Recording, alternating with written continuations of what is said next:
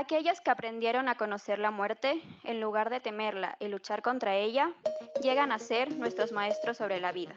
Elizabeth Kubler-Ross. Estimada psicóloga Ana María Navas Cueva, analista de la Dirección Nacional de Educación para la Democracia y el Buen Vivir. Estimadas autoridades de la Universidad de las Américas y querido público. Sabemos que una sociedad resiliente empieza por docentes empáticos, apasionados y capacitados para hacer frente a situaciones complejas. Por esto, la Escuela de Psicología y Educación ha organizado este evento.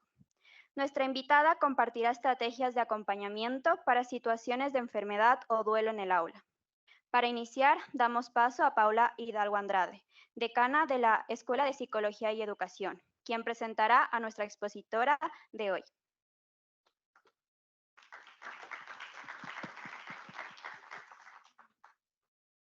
Muchas gracias, bienvenidos, bienvenidas.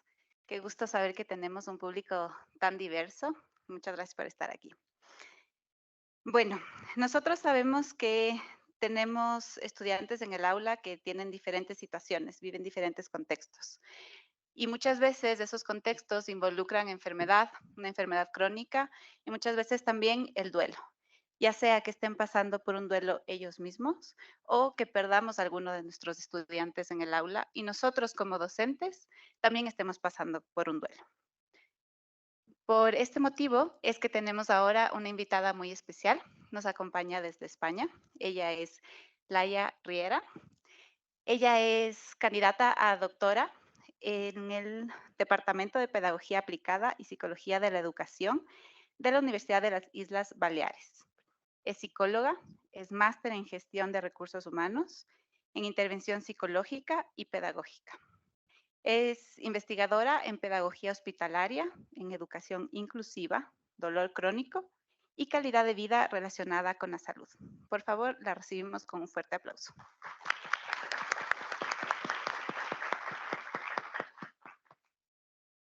Hola, bueno, muchísimas gracias por haber venido y por estar aquí y dedicar pues estas horitas de vuestro tiempo, ya sea pues a título más profesional o a interés personal. Muchísimas gracias por estar aquí y dedicarme vuestro tiempo. Bueno, como dice Paula, mi nombre es Laia Riera, soy de la Universidad de las Islas Baleares, en España, y vengo a presentaros esta pequeña formación o este pequeño cursito sobre las estrategias de acompañamiento de la enfermedad y el duelo en el aula.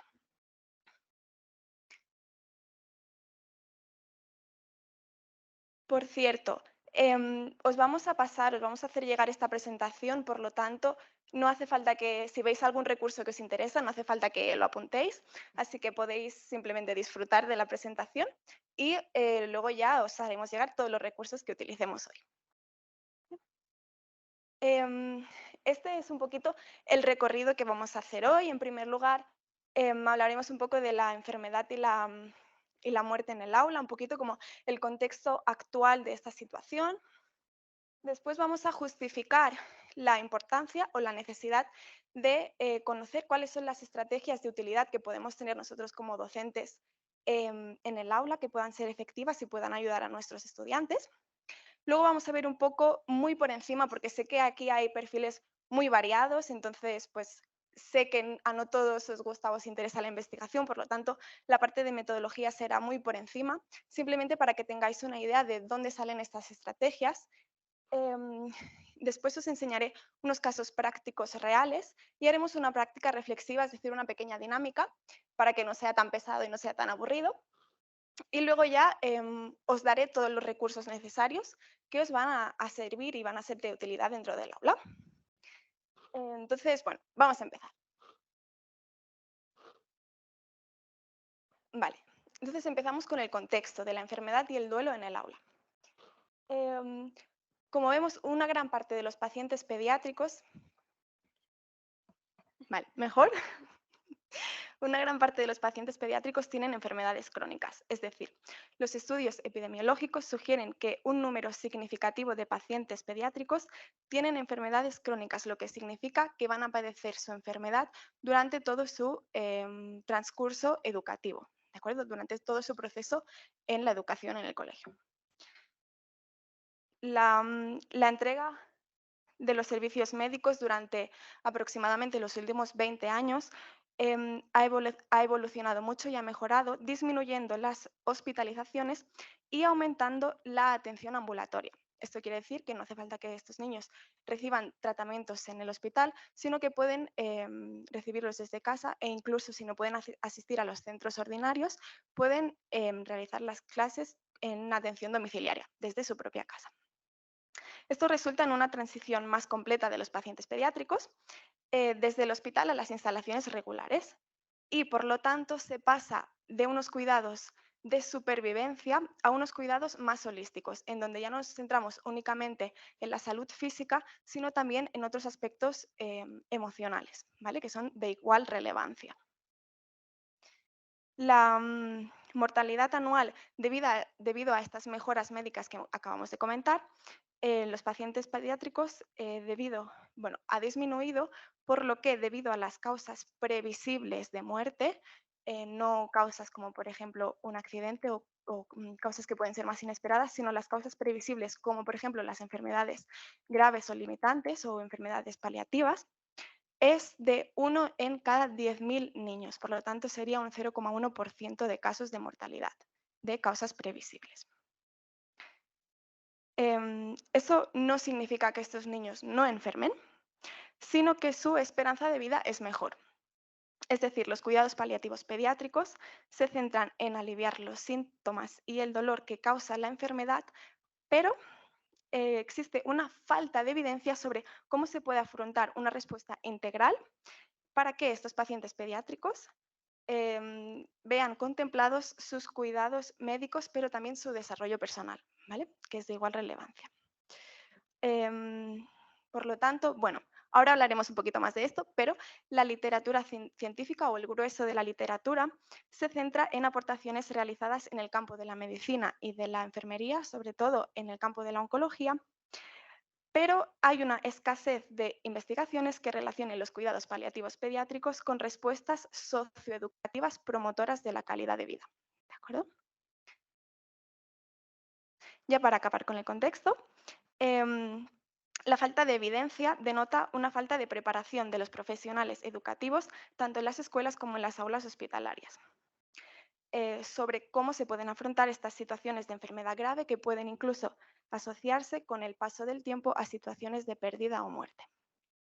El tabú social que existe alrededor de las enfermedades graves o del final de la vida dificulta abordar estas problemáticas en la escuela.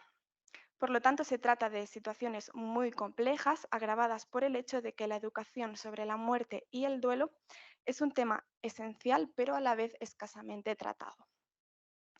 Muchos autores expresan la necesidad de capacitar a los maestros en la pedagogía de la muerte, que este es el nombre que se le da, el nombre técnico, pedagogía de la muerte, para brindarles herramientas para poder manejar esta situación y acompañar a estos estudiantes, minimizando la experiencia traumática, ¿de acuerdo? Esto sería lo ideal. Sin embargo, la muerte y su didáctica siguen siendo áreas ignoradas en los sistemas educativos. ¿De acuerdo? Entonces, este sería un poquito el contexto en el que nos encontramos ahora mismo. Y ya pasamos a la escuela. Puede ser. Ahora. Vale, entonces la pregunta que nos hacemos, la pregunta relevante es, ¿están preparadas las escuelas para poder atender a un niño en situación de enfermedad grave, un niño paliativo o a un niño que posiblemente o probablemente vaya a fallecer? Y no solo al niño, sino también a todos los compañeros del aula que se quedan sin este compañero, se queda una silla vacía. Y no solo los estudiantes, sino también a los propios docentes. Entonces, la literatura existente muestra que, en general, no existen prácticas preventivas para la gestión de la enfermedad y o de la muerte en el aula. Las escuelas a veces no pueden brindar una respuesta adecuada al compañero enfermo, a los compañeros de clase del estudiante fallecido y al propio maestro debido tanto a una falta de comprensión de la muerte y el duelo como a una falta de recursos en general.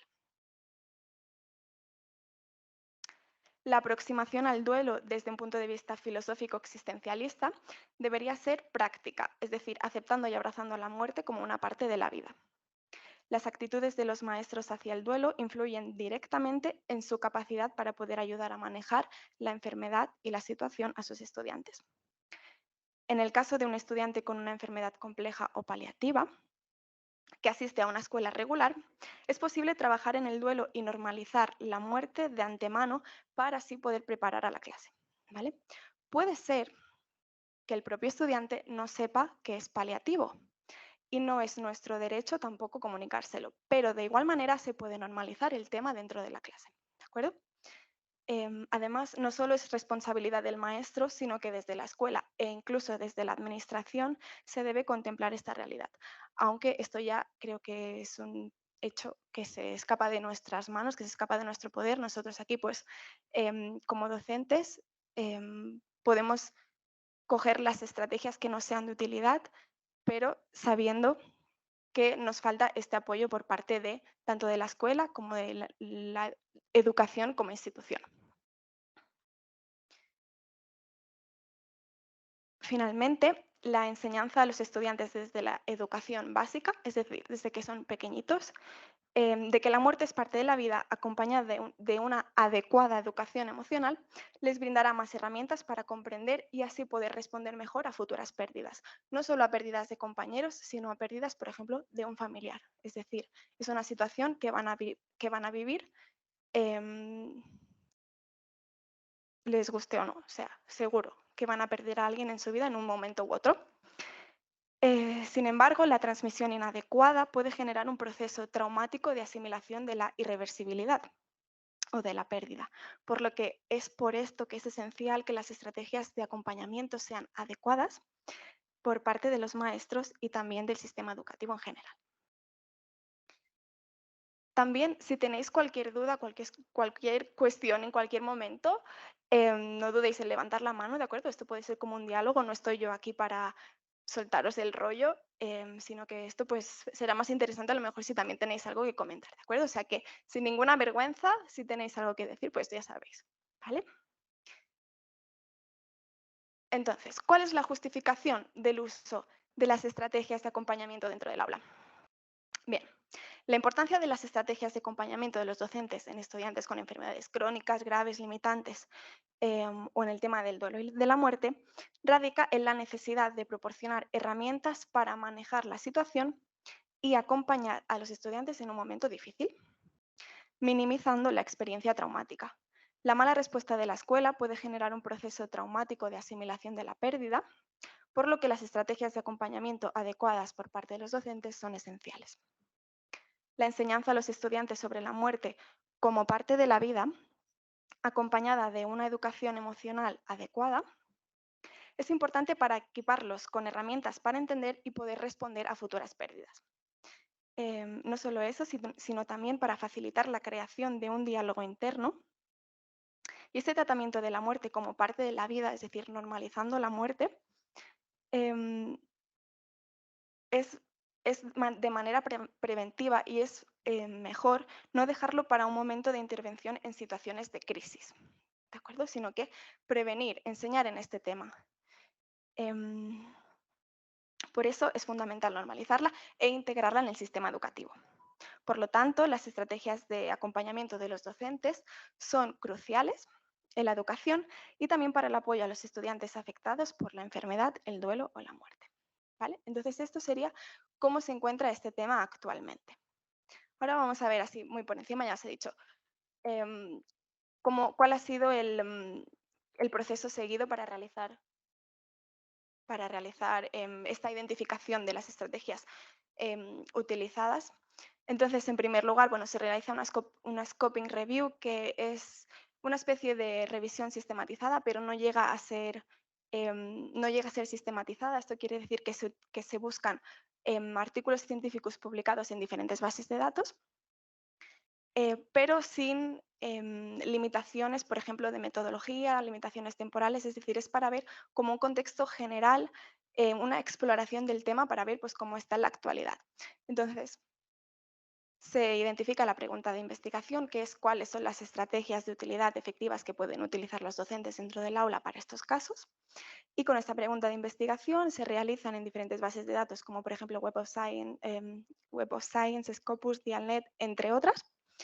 Y resultan, bueno, con palabras clave relacionadas con esta temática, resultan 1.433 artículos, de los cuales se realiza una revisión por pares, es decir, una revisión entre dos investigadores independientes para ver si están de acuerdo en los temas, están de acuerdo en que ese documento realmente trata el tema de interés o no. Y de esta manera, bueno, se incluyen al final 24 artículos, 24 estudios relevantes. ¿De acuerdo? Ese sería pues un poquito el proceso seguido muy por encima. Una vez se tienen estos 24 documentos, se tiene que categorizar. Primero es importante evaluar la calidad de los documentos o la calidad del proceso seguido en la investigación de cada uno de estos documentos. Y una vez evaluada esta calidad y comprobado que no existe ningún sesgo, se extraen de manera sistematizada los datos. De manera sistematizada quiere decir que se extraen los mismos datos de todos los documentos, ¿de acuerdo? Para poder hacer una comparativa. Finalmente, se presenta la información de manera narrativa y se encuentran 6 categorías. Pero bueno, esto ya es un poquito más técnico, pero este sería como así de manera general el proceso que se ha seguido. Vale, vamos a pasar a la parte interesante. Entonces, ahora os voy a presentar 4 casos prácticos. Quiero que escuchéis bien, que os quedéis con los detalles. Os voy a dar pistas que pueden ser de utilidad, os voy a dar pistas que puede ser que no sean de utilidad y después vamos a realizar una dinámica. ¿Vale? Entonces, vamos a empezar con el primer caso, que se llama piel de mariposa.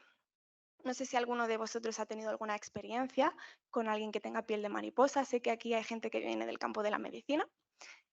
Pero ahora os voy a contar en qué consiste, ¿vale? Tenemos, bueno, este niño se llama Mark, ¿vale? Tenemos permiso de la familia para utilizar, no hemos utilizado su cara, pero bueno, en Inéditos, que es la asociación donde estoy de voluntaria, que es donde acogimos a este niño, hay fotografías por si queréis, pues, mirar un poquito, pues, cuál ha sido su proceso de vida. Entonces, este niño tenía, bueno, este niño falleció, ¿vale? Falleció con 12 años. Tenía esta enfermedad, que es piel de mariposa. Esta enfermedad, em, a lo mejor algún médico de aquí me puede corregir, pero así como de manera muy general, consiste en que cualquier tipo de roce te provoca heridas en la piel, entonces es una enfermedad muy dolorosa. Este niño cada noche tenía que, bueno, tenían que rasparle las heridas como un paciente de quemadura y tenían que limpiárselas con agua y lejía, o un producto así muy fuerte. Entonces, como os podéis imaginar, este niño vivía en un dolor crónico, agudo y constante, ¿vale? Em, Tenía que ir siempre vendado porque cualquier roce, ya os digo, le provocaba heridas, no podía caminar, no porque tuviera problemas de movilidad, sino porque le provocaba heridas, tenía que ir en una silla de ruedas. Tenía que ir siempre vendado, no podía mover las articulaciones porque la piel tenía tantas heridas que la cicatriz se le había endurecido, entonces no podía mover las extremidades. Las manos, por ejemplo, solo tenía muñones en los dedos porque de tanta herida se había quedado sin los dedos. O sea, era una enfermedad muy visible, tú lo veías porque ya sabéis que hay enfermedades que son invisibles, en este caso pues era muy visible y era muy impactante porque también, por ejemplo, tenía heridas en la cara. O sea, parecía un paciente de quemadura. Este niño, a raíz de su situación de vida y a raíz de su dolor constante, tenía una personalidad muy complicada. O sea, era un niño déspota. Tenía 11 añitos, vivía con una rabia contra el mundo, con una rabia contenida, le ibas a decir cualquier cosa y te mordía. O sea, era un niño que no entendía por qué tenía que estar pasando por eso cada día. Era un niño que estaba sufriendo y era un niño que lo demostraba con rabia hacia los demás. ¿Vale? Por suerte, este niño tenía un sistema de apoyo familiar muy potente, tenía un hermano un poquito mayor, que a veces pues también se nos olvidan los hermanos, son los grandes olvidados. Y por suerte, pues sus padres estaban muy dispuestos a ayudarle. Tenía unos padres que le proporcionaban toda la ayuda, todo el apoyo que necesitaba. Vale, vamos a pasar ahora al tema de la escuela. Al principio, bueno, este niño durante todos los cursos estuvo yendo con su clase, o sea, seguía como pasando de curso. Em, Al principio los compañeros, pues como novedad, le hacían mucho caso, pero a medida que pasaban los años, pues dejó de ser interesante, ¿no? Entonces, durante los recreos, claro, él no podía salir a jugar, él no podía jugar a la pelota, no podía jugar al fútbol, no podía correr, no podía hacer nada. Em, entonces, ¿qué pasaba? Los maestros salían al patio con los compañeros y lo dejaban en clase solo viendo una película, cada día durante toda su escolaridad, ¿vale? Esto hasta que tenía 11 años. Cuando iba a pasar al instituto, repitió curso, entonces se quedó en sexto de primaria, no sé si aquí es igual, pero bueno, es con 11, 12 años que se pasa al instituto, repitió curso. Entonces se quedó en la escuela y cambió de maestra. Entonces yo conozco a su segunda maestra. Esta maestra era una chica que estaba de prácticas en el grado, estaba ya en su último curso y de prácticas le tocó esta clase con este niño.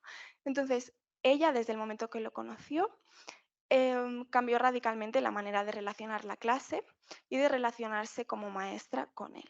Entonces ella ya sabía que este niño era paliativo, así que de manera preventiva empezó a preparar emocionalmente a los compañeros. Hacían unas dinámicas que eran como unos círculos el círculo de las emociones, que lo llamaban. Entonces, se sentaban todos en el suelo, en un círculo, y expresaban cómo se sentían aquel día, si estaban bien, si estaban mal, por qué, qué les pasaba, ¿no? Como que una manera de enseñarles a qué es lo que están sintiendo y a cómo expresar sus emociones, ¿vale? Entonces, esta era la estrategia que utilizaba ella como prevención para el momento en el que pasara la muerte. No sabían en qué momento, pero sabían que iba a pasar. Y pasó ese mismo curso. Entonces, ¿qué pasó? Em, por suerte, entre comillas, para los compañeros, solo llevaban 3 meses con él, porque ya os digo, acababa de repetir curso, entonces no se conocían. Entonces todavía no les había dado tiempo a crear un vínculo emocional fuerte con él, ¿no? Entonces, a lo mejor en este sentido sí que se salvaron un poco del duelo, pero de todas formas fue impactante igualmente para ellos ver que había una silla vacía y que ese niño no iba a volver nunca. Entonces, cuando se enteraron de la noticia, la maestra les dio la noticia, lloraron juntos todos en clase, se sentaron en el circo de las emociones y decidieron entre todos que lo que iban a hacer era que cada uno iba a escribir una cosa positiva sobre Mark y hicieron un mural y lo colgaron. Entonces, esa fue su manera de gestionar la muerte de este compañero.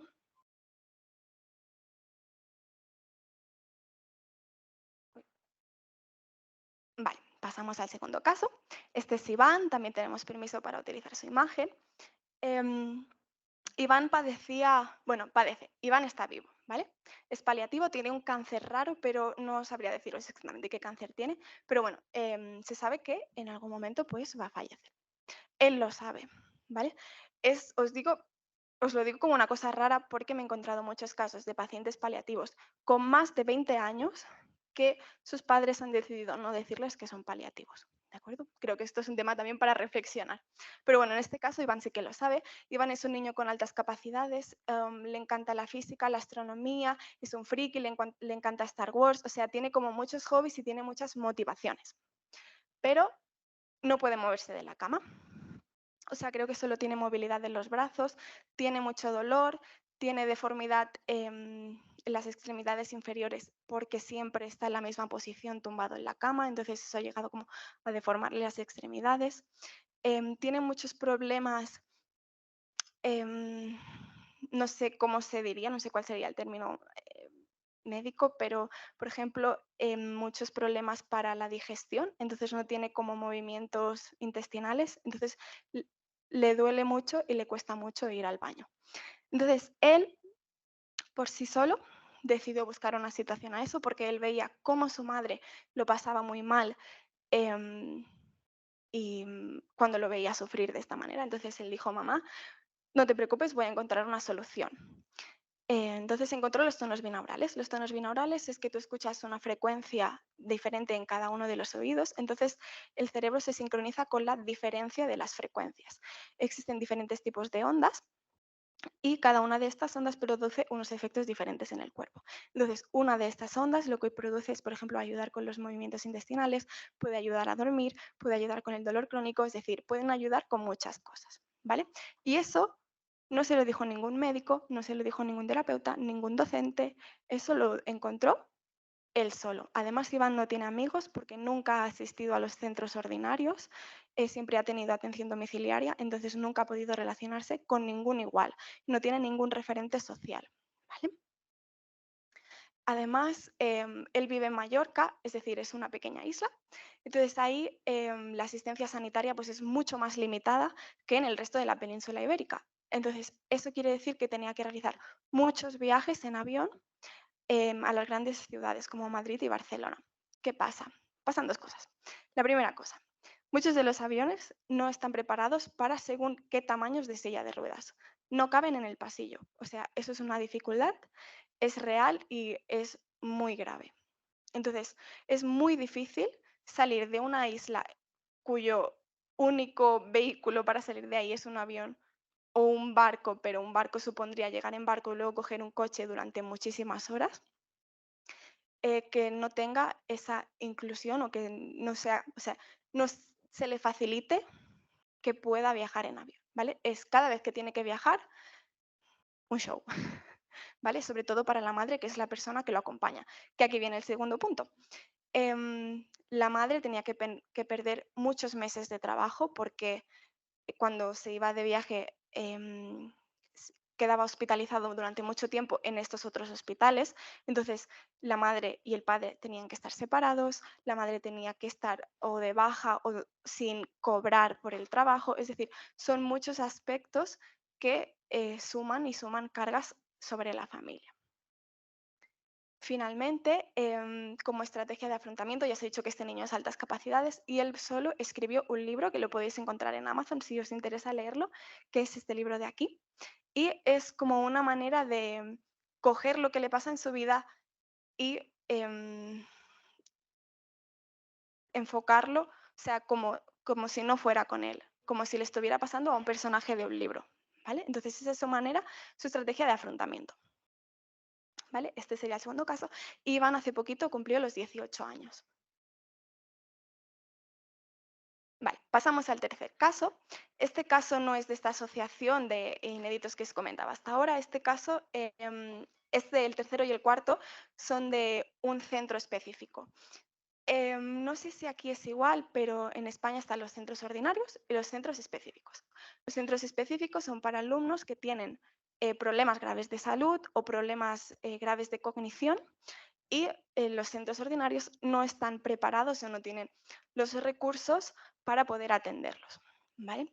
Ahora se está intentando que no haya tanta exclusión, sino que, bueno, que haya más recursos en los centros ordinarios para que puedan estar todos juntos, pero este caso es de hace ya unos años.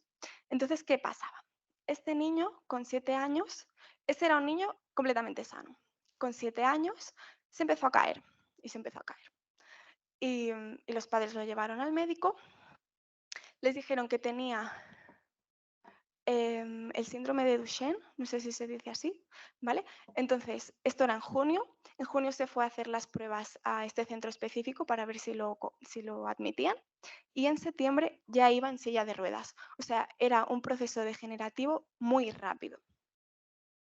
No sabía, es decir, él no sabía lo que le pasaba, era un niño muy pequeño y estuvo muchos años en este centro específico, pero nadie le había dicho que era, o sea, que acabaría perdiendo sus funciones vitales y que acabaría falleciendo, ¿vale? Que era un niño paliativo.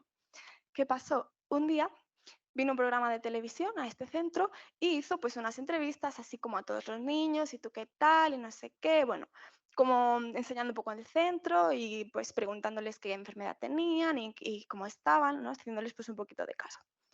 ¿Qué pasó? Cuando se emitió este programa, que obviamente todos los niños en el centro lo vieron, en el programa decían que se iba a morir y nadie se lo había dicho, ¿vale? Entonces imaginaros el shock. Tenía 15 años cuando se enteró.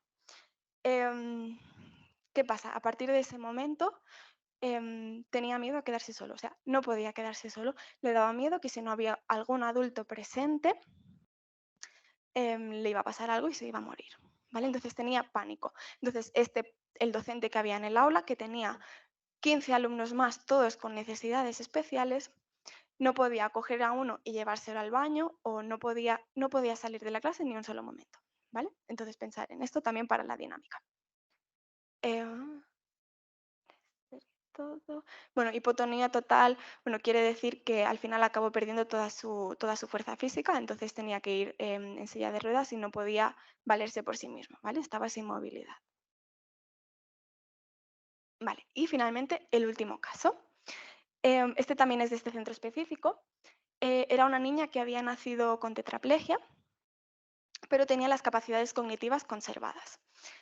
Y era una niña muy problemática. ¿Por qué? Pues igual que en el primer caso, era una niña que estaba enfadada con el mundo. Era muy difícil tratar con ella. Te contestaba muy mal, hacía rabietas, no dejaba dormir a los padres, como ella no descansaba, sus padres tampoco iban a descansar. O sea, era una niña que también tenía mucha rabia contenida, lo pasaba muy mal y no sabía por qué ella tenía que estar viviendo esta situación, ¿no? Entonces, pues lo gestionaba de esta manera. ¿Qué pasó? Para los padres, bueno, los padres eran una pareja joven, eran una pareja que iba muy de fiesta, les encantaba la marcha y desde el momento que tuvieron esta hija, todo se acabó, ¿no? Su único, em, o sea, su único entretenimiento, o sea, lo único que hacían durante todo el día era estar pendiente de esta niña, menos cuando ella estaba en este centro específico, que era solo de mañana. ¿Qué pasó? Que llegaron a la conclusión de que tenían que renunciar a tener otros hijos, porque cuando ellos fueran mayores, no querían dejarle esta carga a otro hijo suyo porque creían que era injusto.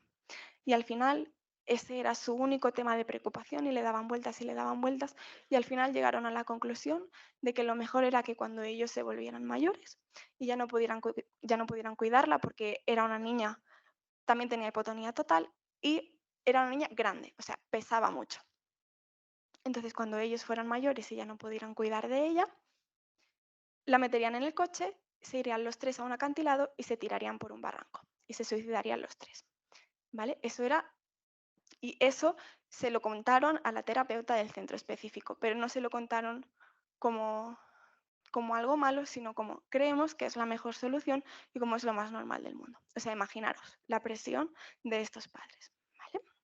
Entonces, estos son los 4 casos. Espero que los hayáis acordado bien, los hayáis metido bien, porque ahora vamos a hacer pues esta dinámica. Vale, vamos a hacer una dinámica de práctica reflexiva. ¿Qué es la práctica reflexiva? Bien, es un proceso, se podría decir que de investigación, en el que se produce una mejora constante de la práctica real en el aula, ¿vale? En este caso yo os hablo del aula, pero bueno, lo podéis aplicar a cualquier ámbito o a cualquier profesión, ¿vale? Entonces, bueno, primero hacemos un autoanálisis, es decir, ¿cómo actuaría yo en esta situación? ¿Vale? O si yo tengo un caso real dentro del aula que me está pasando ahora mismo, ¿cómo estoy actuando yo? ¿Por qué estoy actuando así? ¿Cuál creo que es la mejor manera de actuar? ¿Vale? ¿Cuáles son las estrategias que yo llevaría a cabo? ¿Vale? Entonces, este es el primer proceso, el primer punto, que es el autoanálisis. ¿Vale? Entonces, hacemos un pequeño proceso de reflexión y después se pasa al contraste. En la fase de contraste nos juntamos con otros profesionales, por ejemplo, si fuera en una escuela, pues sería con otros maestros, con el orientador, con el psicólogo que venga al centro, con el director, con cualquier persona de referencia que creamos que nos pueda ayudar. Y en el caso de hoy, pues nos juntaremos pues con las personas que tengamos al lado, ¿vale? Entonces haremos este trabajo de contraste a ver qué me puede aportar el punto de vista del otro, qué haría el otro que yo no he pensado que podría hacer, pero que puede ser que sea de gran utilidad, ¿vale? Entonces, esto va a ser mucho más enriquecedor para nuestra práctica. Finalmente, con la redescripción de la práctica, cambiamos lo que habíamos hecho al inicio, es decir, lo mejoramos. Esto dentro del aula es súper útil porque, como os digo, no hay una solución única que os vaya a ser de utilidad o os vaya a funcionar en todos los casos, porque no todos los casos son iguales. Incluso aunque sean del mismo curso o tengan la misma edad, da igual, cada situación es diferente, ¿vale? Entonces, No va a haber una fórmula mágica que os vaya a servir para todos los casos. Por esto es importante que tengáis recursos, que sepáis cómo utilizarlos. De esta manera vosotros podéis pensar, creo que si hago esto me va a funcionar. Y puede ser que os funcione, puede ser que no, pero no pasa nada. Si no nos funciona, redescribimos nuestra práctica, la mejoramos, convertimos nuestra práctica en un proceso de investigación, en un proceso de mejora continua. ¿Vale? No pasa nada por hacer las cosas mal, sino lo que tenemos que hacer es, sé que estoy haciendo las cosas mal, es decir, no me está funcionando lo que estoy haciendo, pues cojo y lo cambio, lo mejoro. ¿Vale? Si tenéis cualquier duda, ya sabéis, ¿eh? Me lo hacéis saber. Vale, entonces ahora lo que vamos a hacer es nada, durante 5 minutitos, si tenéis para apuntar bien y si no, no pasa nada, lo hacéis mental. Elegís uno de los 4 casos, el que más os haya llamado la atención, el que creáis que más se acerca a vuestra realidad y pensáis cómo lo habríais hecho vosotros. ¿Vale? Como docentes, si os hubiera venido este niño o esta niña a vuestra clase, ¿cómo lo habríais manejado? ¿Qué estrategias hubierais utilizado? ¿Vale? 5 minutitos. Venga. Ánimo, si tenéis cualquier duda me decís. Os vuelvo a poner los casos por si no os acordáis.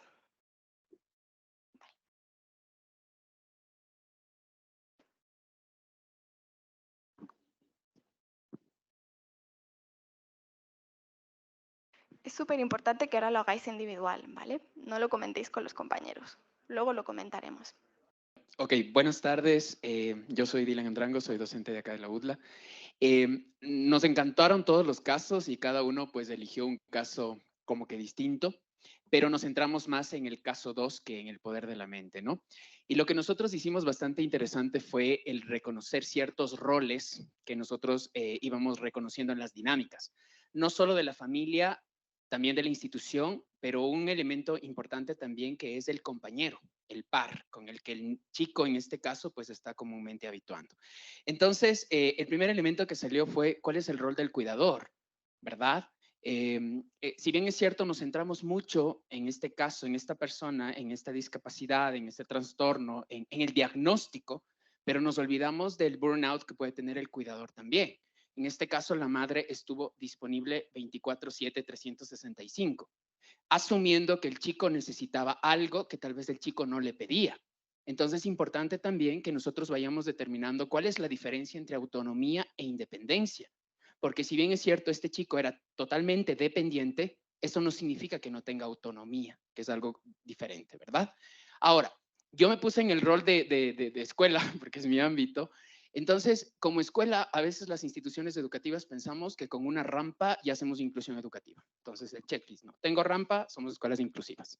Y eso es falso, porque el diseño arquitectónico no necesariamente está incluido dentro de la inclusión, valga, sino que hay un elemento importante también que es el diseño cognitivo y cómo nosotros vamos socializando empáticamente, eso sí, muy empáticamente, con toda la comunidad educativa de acuerdo a este diagnóstico, para evitar precisamente, por ejemplo, que los compañeros le asistan y le quiten la autonomía. Camila nos contaba un caso que de repente, por ejemplo, había un compañero en el colegio que iba en silla de ruedas y los compañeros de buena fe asumieron que necesitaba algo, le quisieron amarcar de repente y él les dijo, no tienen que hacerlo si yo no les pido. Y es porque asumimos un paternalismo asistencialista que creemos que todas las personas, en este caso con discapacidad o algún diagnóstico, necesitan nuestra ayuda sin preguntarles. Importante también ir reconociendo cómo nos manejamos dentro de la institución educativa de manera empática, porque este mal llamado adaptaciones curriculares también es importante irlo reconociendo, ¿no? Porque asumimos que las personas necesitan algo cuando esas personas no nos han pedido y realmente está en nuestras posibilidades darles lo que ellos necesitan. La educación tiene que validar eso, no solo los elementos cognitivos, sino los aspectos emocionales también que permitan a este ser humano tener este desarrollo biopsicosocial. Por ahí vamos. Gracias. Muchas gracias. Bueno, súper enriquecedor, ¿no? Entonces, ¿veis todo lo que podemos hacer simplemente 10 minutos estando aquí hablando? Y eso que todavía no os he enseñado los recursos. Tenemos otro voluntario por allí. Uy.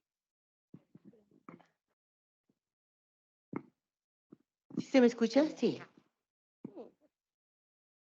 Bueno, coincidencialmente escogimos el caso del poder de la mente, pero bueno, Mi nombre es Nelly, soy voluntaria en el hospice, hago acompañamiento. Estoy aquí con todas mis compañeras. ¿Y por qué escogimos este caso? Analizando ya en una forma global y profunda, no ni siquiera desde la parte médica, sino desde la parte de lo que el joven tiene dos aspectos que nos llamó la atención, que fue los tonos binaurales y el libro. Y la edad que tiene, realmente a lo mejor estuve despistada, no escuché el diagnóstico y él tiene realmente como ayuda a la tecnología y se fue redescubriendo, fue entrando en sí mismo, sí pudo haber tenido también altas capacidades, pero realmente el poder de la mente es la primera ley universal. Y a nosotros se nos ha olvidado utilizar, aunque no tenemos esa discapacidad, pero deberíamos utilizarla nosotros primero, ¿no? Y viendo realmente por qué escoge realmente, nos llamó la atención por qué escogió él los tonos binaurales. Realmente, los tonos binaurales, como tuvo mucha información él por la parte de la tecnología, los tonos binaurales está dado realmente por la parte del solfegio, que cada nota musical tiene un número, una forma. Y realmente nosotros, si vamos hacia adentro, hacia la parte más holística, espiritual, se podría decir, somos seres con una geometría sagrada. Eso ya se habló desde hace mucho tiempo, los sabios lo dijeron, los filósofos lo dijeron. Entonces, él fue como indagando hacia adentro, ¿sí? Y se fue redescubriendo, fue a su interior, vivió desde su interior. Me imagino que debió haber tenido una educación, tal vez un homeschool, porque él no asistía, y de pronto él ya aprendió a desarrollarse, a vivir, no en una soledad, sino a vivir consigo mismo, ¿sí?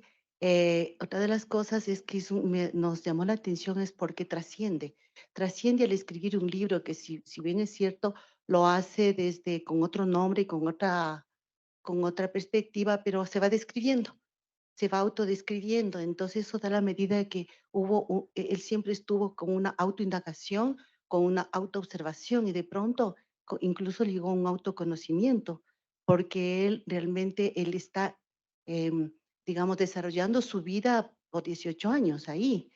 Y al escribir el libro digo que trasciende porque de alguna manera deja ese legado para otras personas que de pronto pueden tener este u otro tipo de enfermedad, ¿sí? Eso, y estábamos justo mirándole de las preguntas que hace, o sea, ¿qué pienso? O sea, ¿qué pensamos nosotros?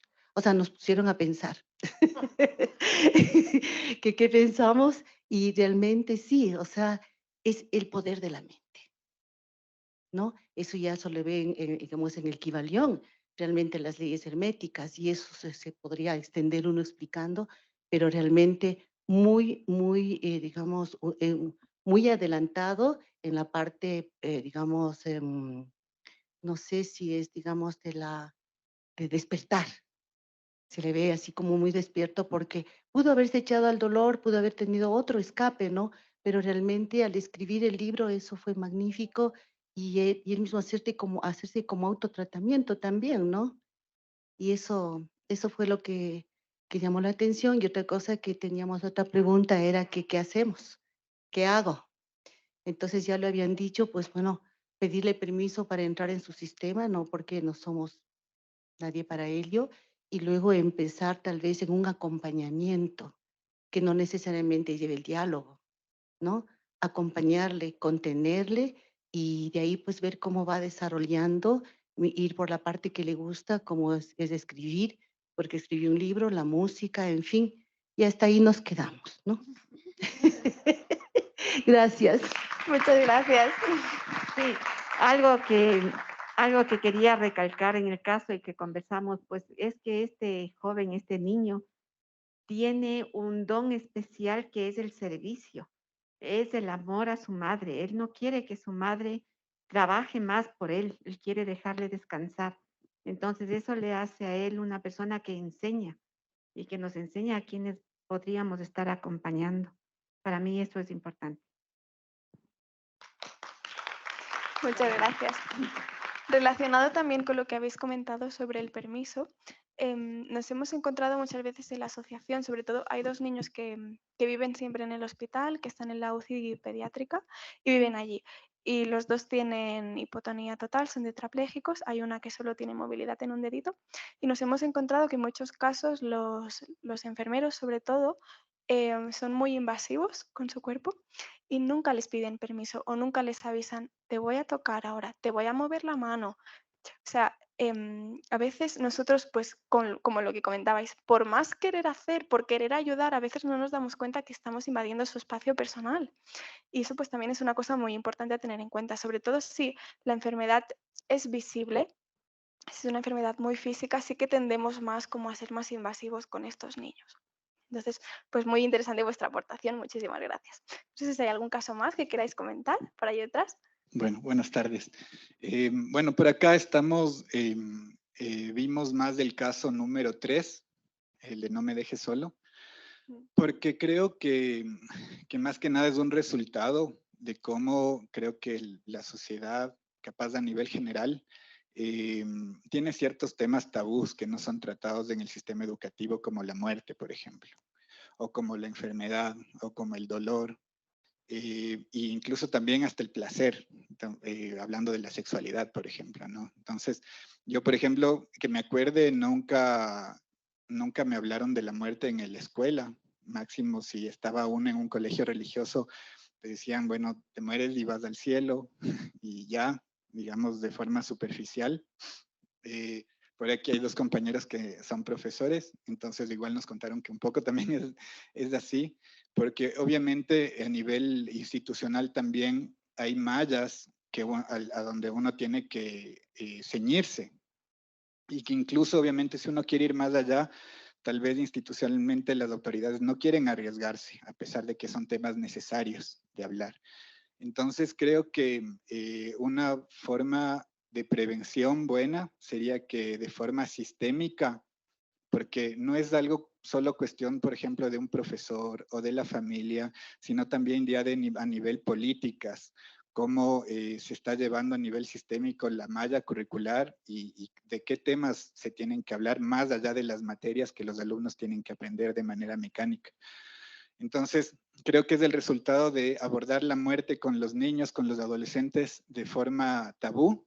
Y yo creo que una de las cosas que se puede hacer, obviamente lo hablo como desde mi ignorancia, es preguntar a los niños, preguntar a los adolescentes qué es la muerte para con cada uno de ellos, ¿no? Porque entendiendo de que a pesar, por ejemplo, de que hayan colegios laicos, colegios católicos, cristianos, etcétera, y a pesar de que hayan discursos o explicaciones sobre la muerte desde ahí, al fin y al cabo cada persona y cada familia tiene sus propias discursos o sus propias narrativas respecto a problemas como los de la muerte.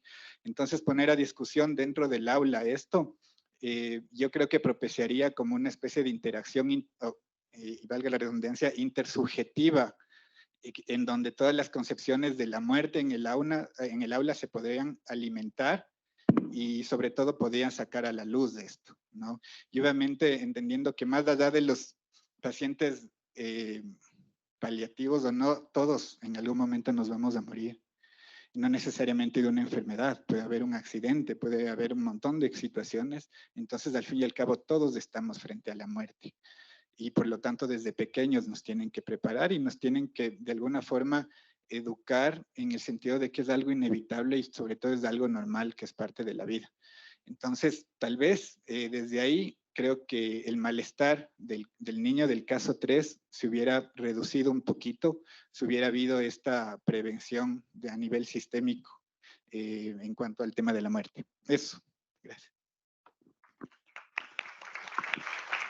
Totalmente de acuerdo, o sea, justamente aquí radica la importancia de lo que estamos comentando, ¿no? De este punto de vista filosófico existencialista, que dice que hay que normalizar la muerte como una parte de la vida y no solo en situaciones de crisis, sino también como manera preventiva, porque como tú dices, todos en algún momento u otro nos vamos a encontrar ante una situación de estas, entonces es mejor estar preparados y que al fin y al cabo es más el propio miedo que tenemos nosotros como adultos, ¿no?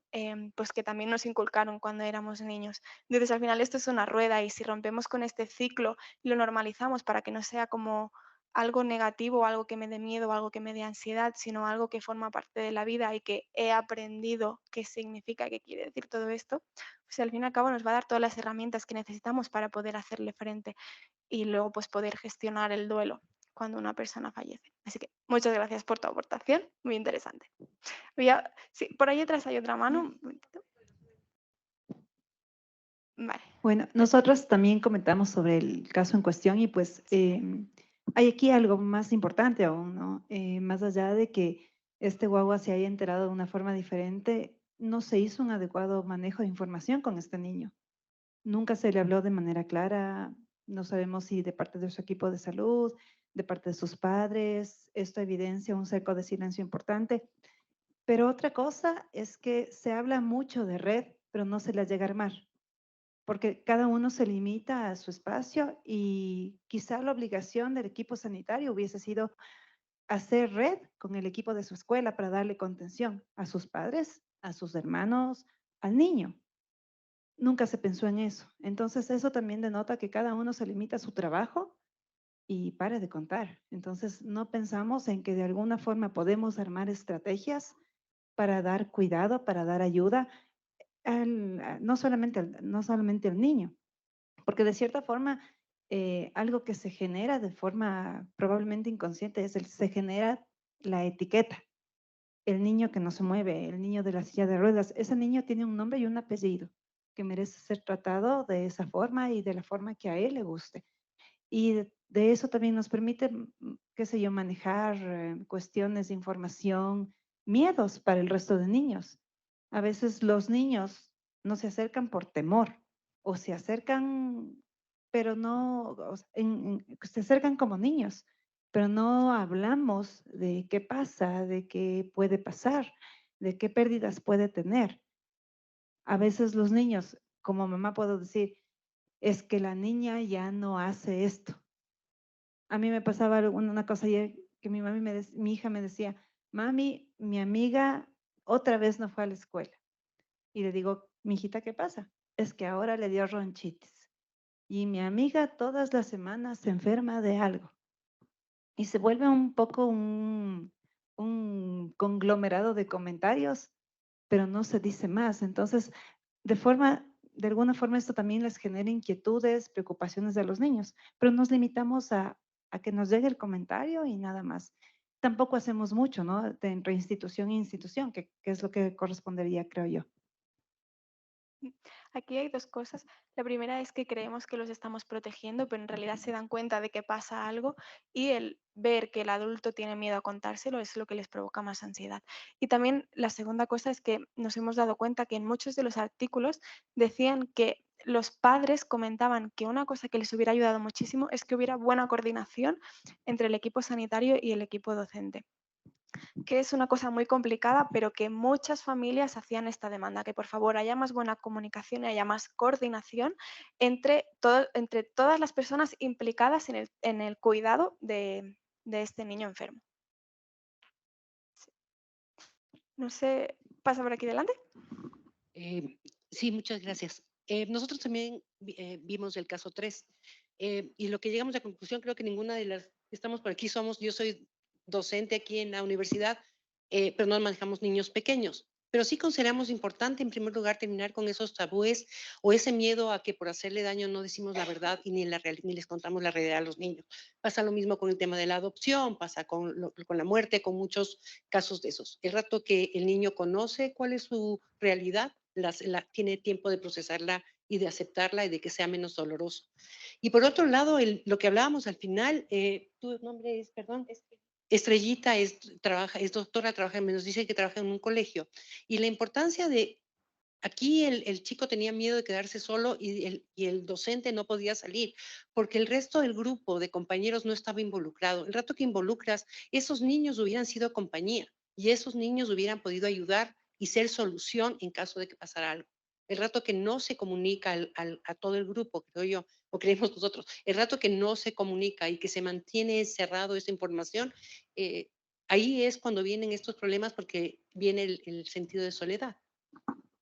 En este caso, justamente en el centro específico, todos los niños tenían problemas o motores o tenían problemas cognitivos, por lo tanto, era difícil que fueran un apoyo, pero en general sí que es muy importante que, como dices, pues que los iguales también aprendan a hacerse, a tener esta responsabilidad, ¿no? Y hacerse cargo y a que no le tengan miedo. Totalmente.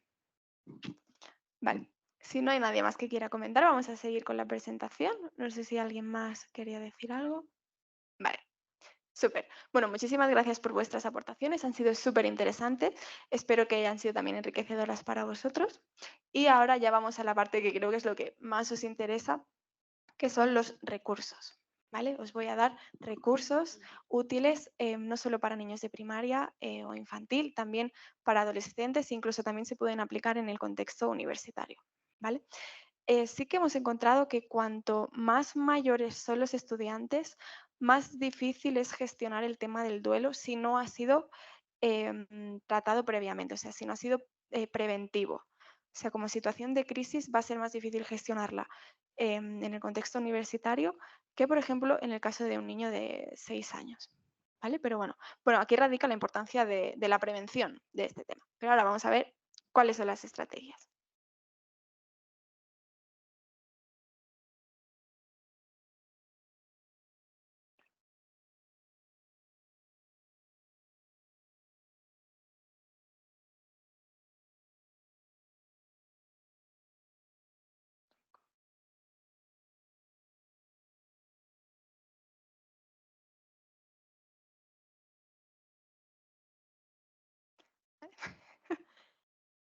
Vale, primero voy a empezar por edades.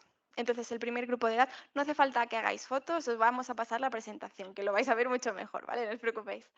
Entonces, en el periodo que se llama preoperacional, que es de los 3 a los 6 años, se adquieren las figuras simbólicas, el pensamiento mágico, la interpretación de la realidad se entiende como literal, ¿vale?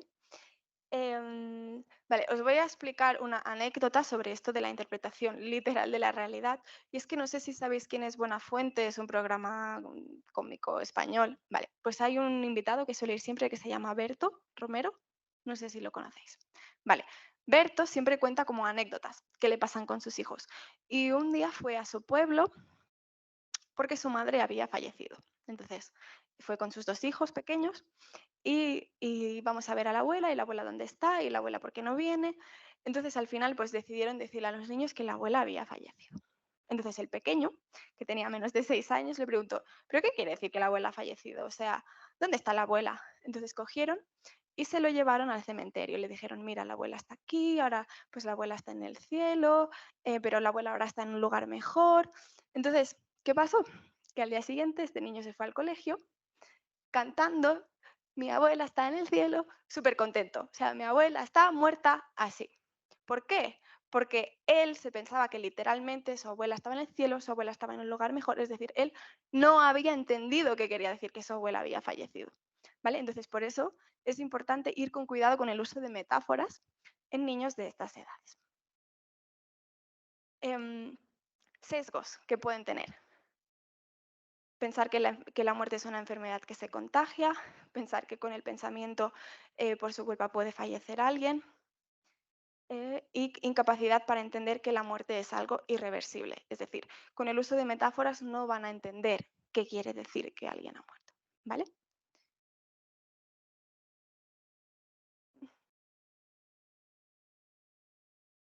Hacia allá.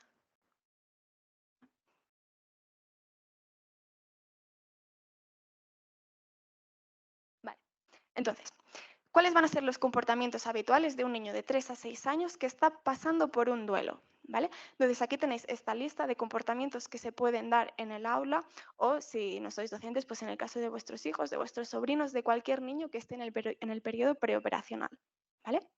cuando está gestionando un duelo pero no sabe cómo gestionarlo, puede pasar que le ocurran esta serie de cosas.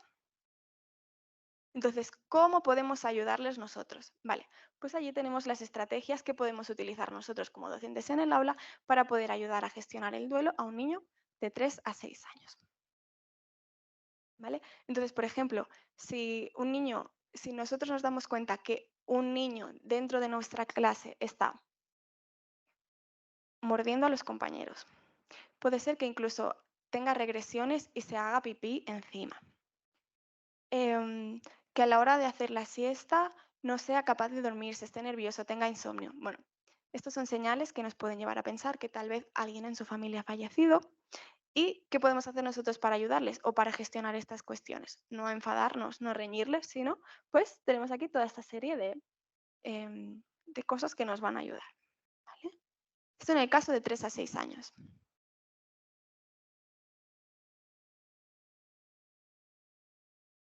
Vale, un poquito más mayores, operaciones concretas de 7 a 11 años. Ya entienden qué quiere decir que la muerte es irreversible. Se da paso al concepto de lo definitivo.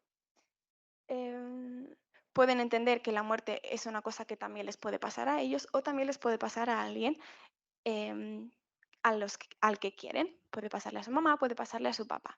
¿Vale? Antes de los 3 a 6 años era como una cosa que no, o sea, que no va con ellos. O sea, esto no me puede pasar a mí. Entonces tienen miedo, pero a la vez muestran curiosidad por el tema. Es decir, seguramente van a hacer muchas preguntas por el tema, que puede ser que en el caso de un adulto puedan parecer de mala educación, pero es parte de su naturaleza, es decir, curiosa. Ellos no saben qué quiere decir esto, entonces están intentando entenderlo. ¿Vale?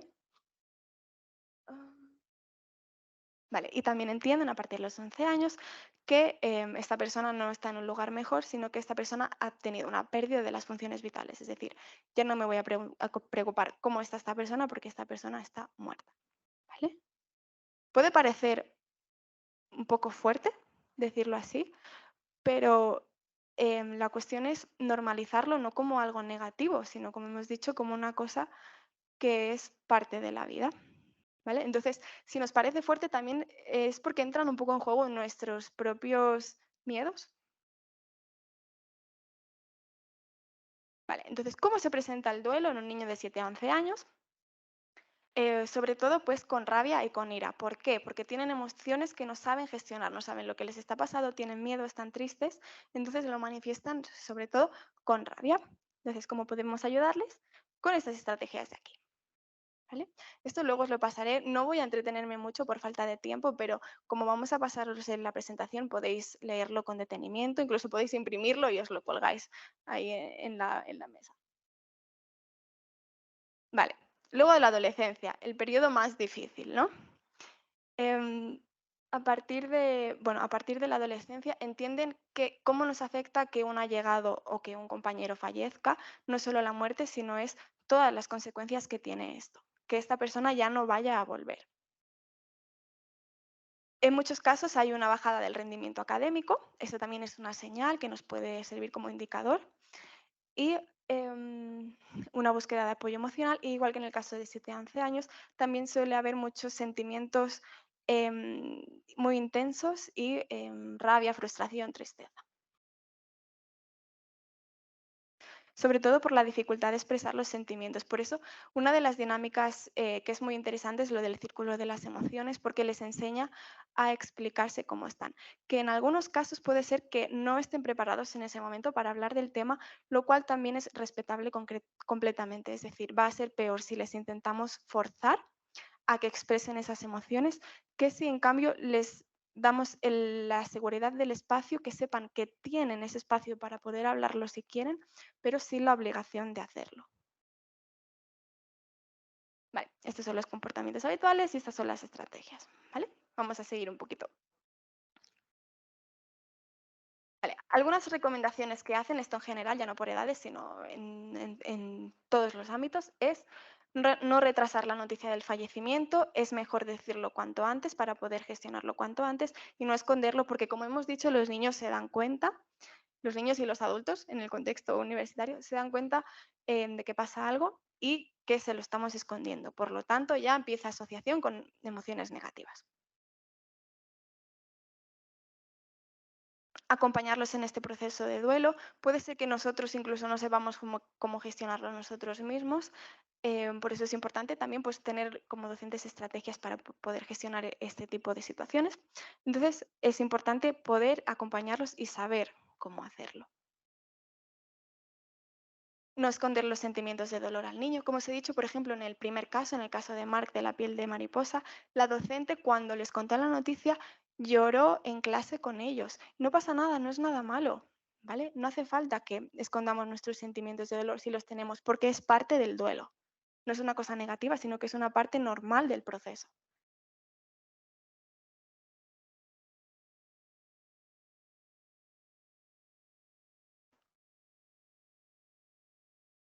Vale. Bueno, esto es igual que lo del acompañamiento, animarlo a que exprese sus emociones, esto es un poco lo mismo. Permitir vínculos afectivos con el ser querido. Por ejemplo, la dinámica que hicieron, ¿no? Voy a escribir una cosa positiva sobre Mark, vamos a colgarla y vamos a hacer este mural. No estamos escondiendo, no estamos relacionando la muerte de Mark como algo negativo, sino que estamos relacionándolo con algo positivo, es decir, con todas las cosas buenas que tenía Mark. No es malo acordarnos de él. Y obviamente pues no recriminar al niño sus respuestas. Por eso os he puesto cuáles son los comportamientos habituales ante el duelo, porque en muchos casos pues pueden ser conflictivos y por eso es importante que no se lo recriminemos. ¿Vale? Puede ser que parezca fácil ahora aquí con la teoría, pero en la práctica puede ser difícil detectar todos estos comportamientos. Pero como os he dicho, esto es un proceso, se va aprendiendo poco a poco. Lo importante es el interés, que lo tenéis porque estáis aquí. Entonces ya tenéis la motivación de seguir mejorando y formándose en este aspecto. Vale, recursos electrónicos. Estos son sobre todo páginas web, recursos digitales que podéis visitar. ¿Vale? Entonces, os he dejado todos los enlaces, no os preocupéis, tenéis el enlace directamente en la presentación.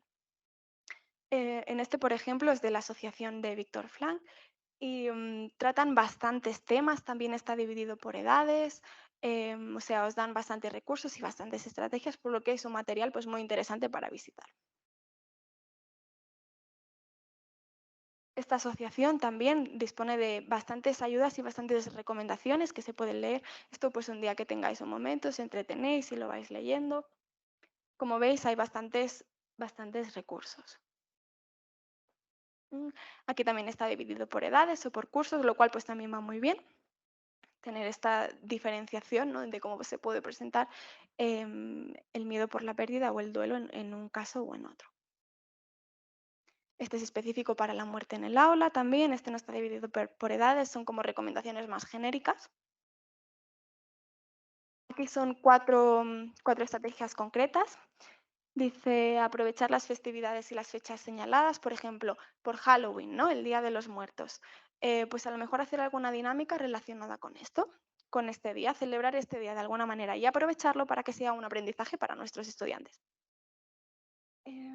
Análisis transcultural de la muerte, pues según la cultura, según la religión, la percepción que tengamos de la muerte va a ser muy diferente. Entonces, pues podemos hacer a lo mejor un viaje por todas estas maneras de entender o de hacer frente a este tema. Trabajar el ciclo de la vida en los animales, por ejemplo, una mariposa, o sea, como empieza con un gusano, luego un capullo, luego se convierte en mariposa. Todos estos ejemplos de los ciclos de la vida también nos pueden resultar muy útiles, obviamente según las edades, pero pueden ser un recurso de gran utilidad dentro del aula.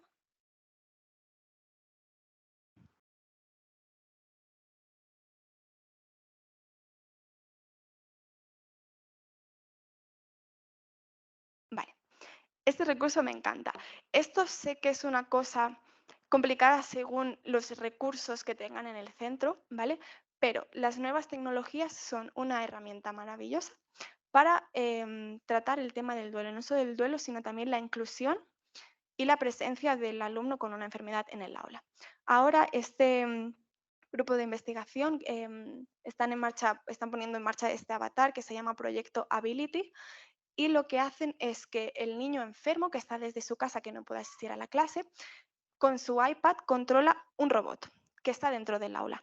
¿Qué pasa? Que cuando, bueno, este niño puede participar de manera normal en el aula, no es como estar en un ordenador con una videollamada, sino que hay una presencia física, un robot que representa a este niño, ¿vale? Entonces, los compañeros lo cogen y se lo llevan al patio con ellos. O sea, este niño está incluido de verdad dentro del aula, puede participar, puede levantar la mano, puede hacer aportaciones. Y no solo eso, lo mejor es que cuando este niño fallece, se queda la figura del robot dentro del aula, lo que permite al resto de la clase realizar una despedida gradual de este compañero. Es decir, no deja de venir un día y ya no viene más, sino que su figura sigue presente dentro del aula y poco a poco se van despidiendo de él, lo cual ayuda mucho a gestionar y entender el tema de la pérdida. Pero como os digo, pues no todos los colegios se pueden permitir el lujo de tener este tipo de tecnologías, pero cada vez son más frecuentes y cada vez son más económicas. Entonces, el tema de la tecnología cada vez va a estar más presente dentro de nuestras aulas y lo que podemos hacer es aprovecharlas a nuestro favor. Esto es un repositorio digital. Estos son por cursos o por edades recursos que nos pueden servir para tratar el tema del duelo en el aula o el tema de la enfermedad. Son libros, películas, vídeos, etcétera, etcétera. ¿Vale? Son recursos digitales que nos van a ser de gran utilidad para cuando queramos abordar este tema, no solo en situación de crisis, sino, como ya hemos dicho, de manera preventiva.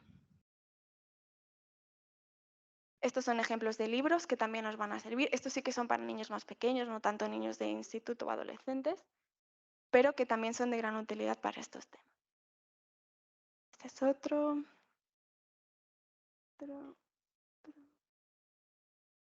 Vale, este ya es un poquito más dirigido a los docentes, no para utilizar con los estudiantes en clase, sino como estrategias para formarnos nosotros como docentes, ¿vale? Sobre cómo podemos tratar este tema dentro de la clase. Este y este.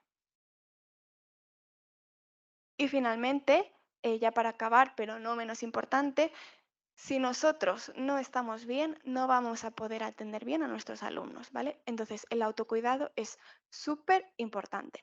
Entonces, aquí os he dejado este material, que son recursos y actividades que se pueden hacer en grupo con el resto de docentes para tener un autocuidado emocional para poder estar nosotros bien, ¿vale? El burnout es real, sobre todo en casos, pues, como decimos, situaciones de crisis que muchas veces pues, no sabemos cómo gestionar y son agotadoras emocionalmente.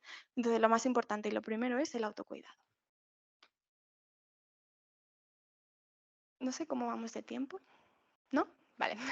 Bueno, entonces aquí la última actividad era simplemente, ahora que tenéis estos recursos y ahora que habéis escuchado las aportaciones de nuestros compañeros, ¿qué añadiríamos a lo que habíamos pensado hacer, a nuestras estrategias? Pero bueno, esto ya lo dejo como reflexión final para que hagáis en vuestra casa. Esto era simplemente el final de la actividad y esto ya son todos los enlaces a todos los recursos que os he comentado. ¿Vale? Aquí también referencias, por si estáis más en el tema de la investigación o si os gusta leer, pues también son artículos que hablan sobre este tema, pues que son muy interesantes, ¿vale? Esto también está en la presentación. Y ya para acabar, os pido a los que sois, únicamente a los que sois docentes, si os queréis conectar a este wifi, vamos a celebrar 2 grupos de discusión, o sea, el mismo grupo de discusión, pero en 2 días para tener mayor disponibilidad para vosotros. Vamos a hacer unos grupos de discusión en los que vosotros como docentes nos vais a contar cuáles son las necesidades, qué os falta, qué necesitáis, qué creéis que necesitan vuestros alumnos, qué haríais en el caso de tener un caso de estos en el aula. Hablaremos un poquito de todo esto. Entonces, yo hoy os he contado mi parte, pero también queremos escuchar vosotros como experiencia práctica, o sea, como experiencia real dentro de un aula, qué es lo que os hace falta, qué es lo que necesitáis. Entonces, vamos a hacer estos grupos de discusión. Os voy a dejar unos códigos QR por si os queréis apuntar a alguno de ellos. Van a ser online. No sé si ya habéis podido apuntaros el wifi.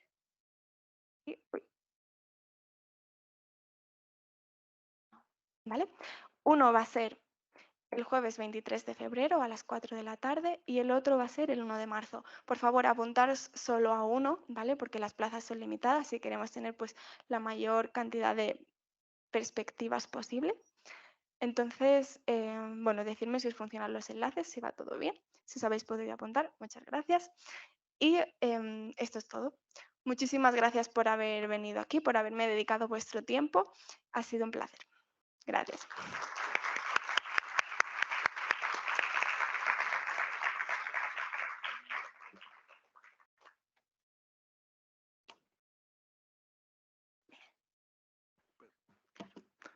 La Escuela de Psicología y Educación reconoce a Laia Riera para compartir con nosotros hoy sobre esta temática de vital importancia. Agradecemos también a todas las personas presentes por su tiempo y participación en el evento. Que tengan una buena tarde.